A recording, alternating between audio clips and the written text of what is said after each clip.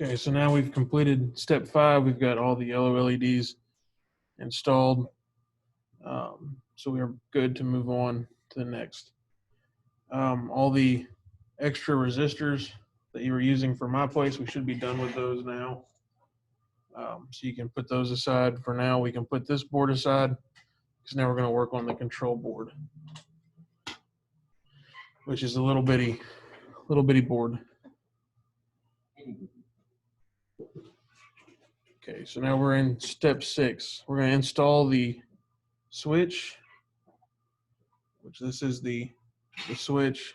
It has a middle and 2 sides. And it's got 8 pins on the back. The only spot that has 8 pins on here is right here, so that's where this is going to go. So once we solder it in there, the middle is off. The bottom will be 5 volt, which would be USB powered, or if we switch it to the up position, it'll be battery powered. So we'll have multiple options there. So we've got that inserted. Now we'll flip it over and solder those pins in. I can find my solder.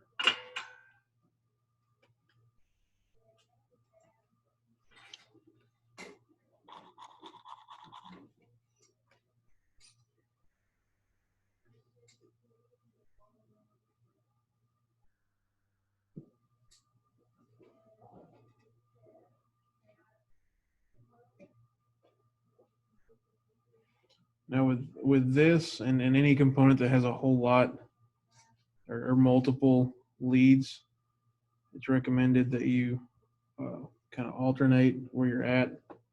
So we started down here, then we went to this one. Now we'll switch it back down to this end.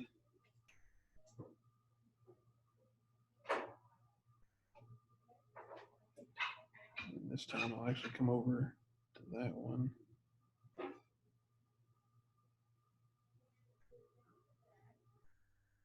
This is try to kind of help keep the component from overheating while you're soldering.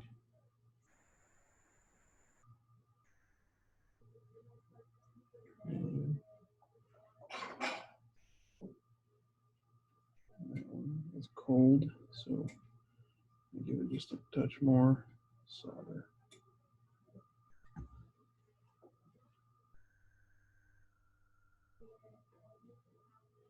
I don't know why this thing won't focus when I want it to.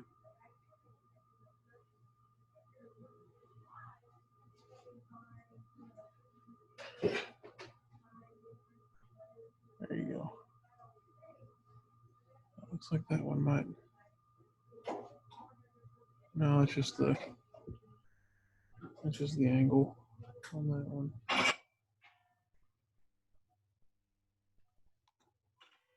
All right, so now we've got the switch in. Next is the optional 5 volt connection. We're going to go ahead and put that in there.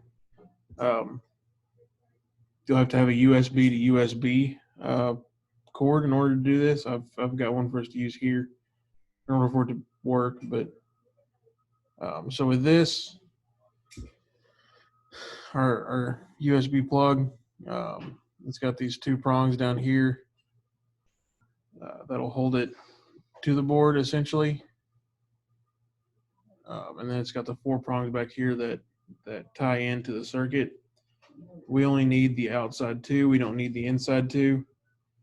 So the 2 in the middle, we can bend those back.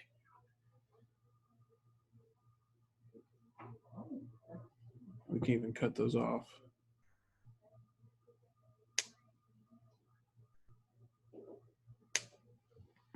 So that leaves us with just the 2 prongs right there, and then the 2 on the outside. And of course, it's a USB plug. It goes in the spot that says USB right there.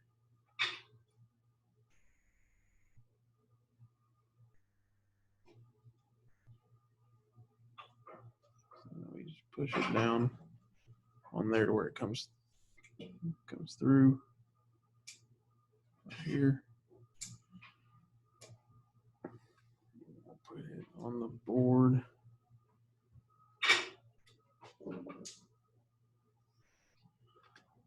And and solder all that on there.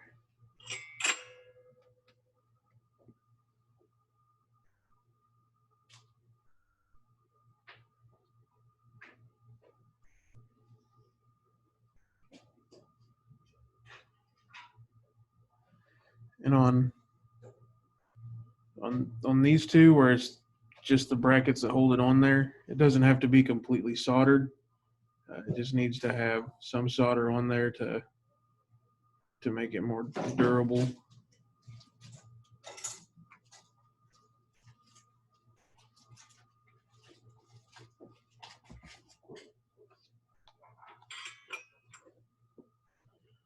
So we just got some solder on both of those to hold those on there.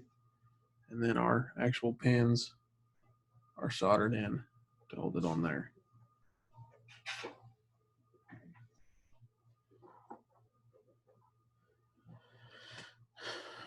Okay, so then we've got step C, step 6C.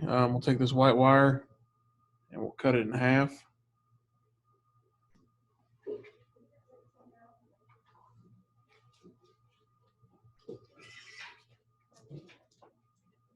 Approximately in half. And then we're going to want to strip the ends. This one I've already stripped. You can kind of see the shiny metal here at the end. I've got these vice grip wire strippers, which make it super easy. You just want a little bit off the end, about 1/8 of an inch, so you get a portion of that in there, and then let the wire cutters just kind of do their thing. And so now I've got the white and the metal. If you don't have the vice grips, it's a little more difficult. You can use your wire cutters. Again, it's a little bit more difficult. And instead of coming through and cutting the wire all the way, you're just gonna squeeze enough to get through that insulation, and then you're gonna pull. No, I did too much. You're gonna pull, so should barely be any. Well, I've never had this much problem. There. You can see just a little bit of the shiny there.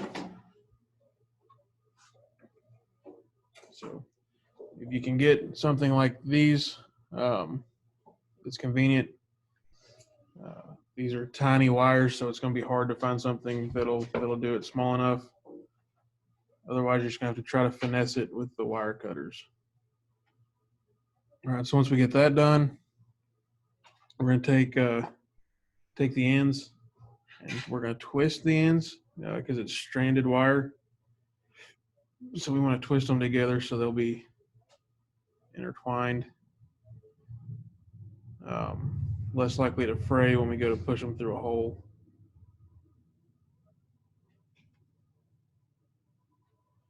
We're going to do that with both of these.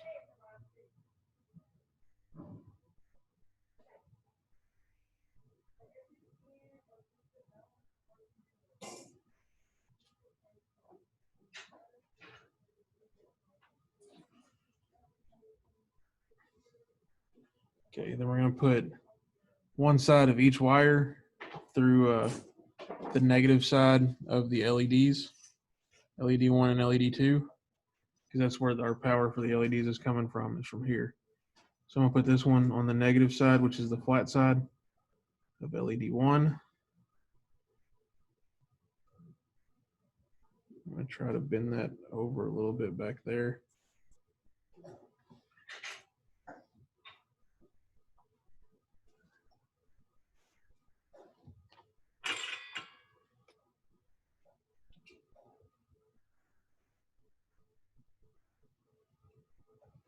And here.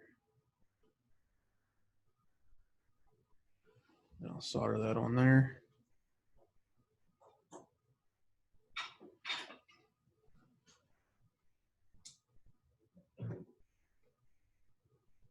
Right there. And then I'll do the same thing with the other one into LED 2. Put that in through the negative side. I kind of bend that wire over so it helps hold it there.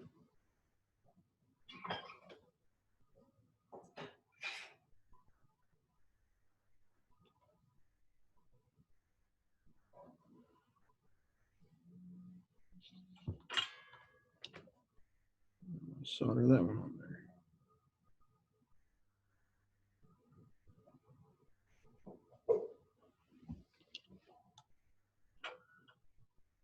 Do a light pull test to make sure it works. It's working. The joint looks pretty good. There's not really enough extra to cut off, but you can if there is, just to clean it up.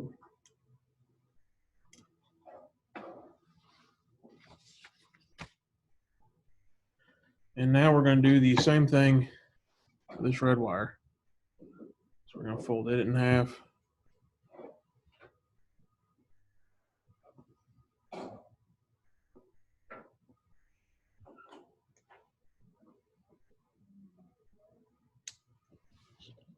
Cut it.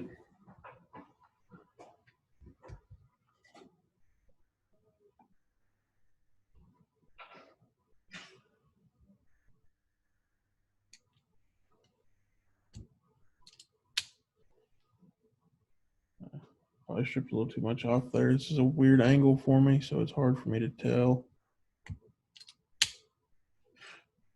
That one wasn't enough.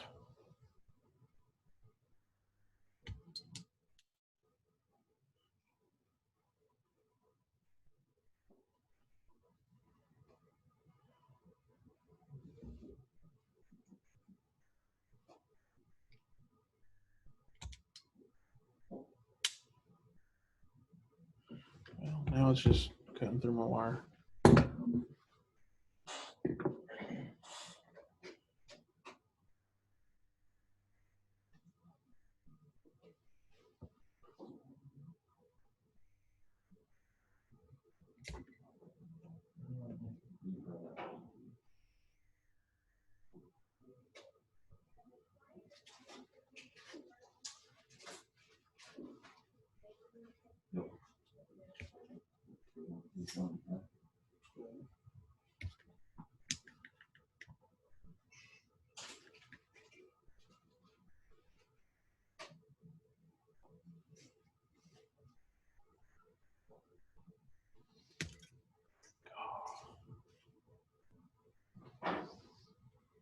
I've never had this much trouble with stripping wire.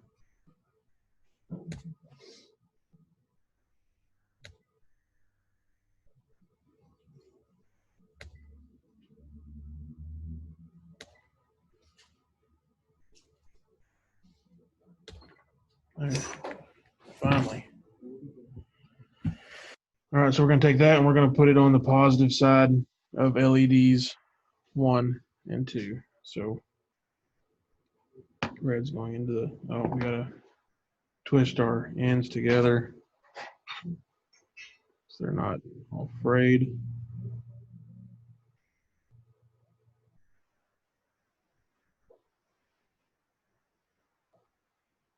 Do the positive side of LED 1, bend that over on the back.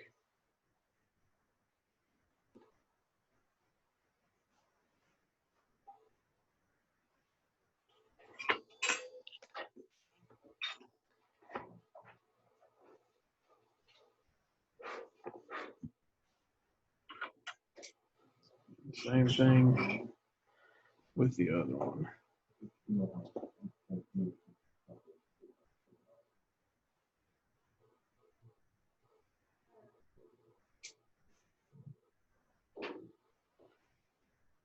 Bring it through the positive side of LED 2.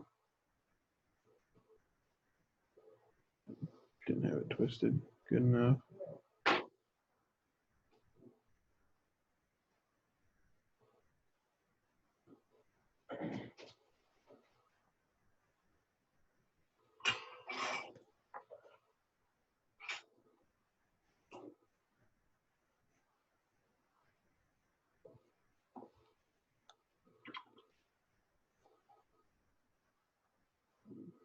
Nothing on there.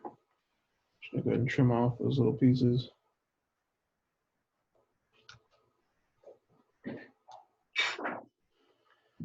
Okay, so now we are done with 6A through D. We put our switch on, we put the USB plug, put our 2 negatives for the LED strands, 2 positives for the LED strands.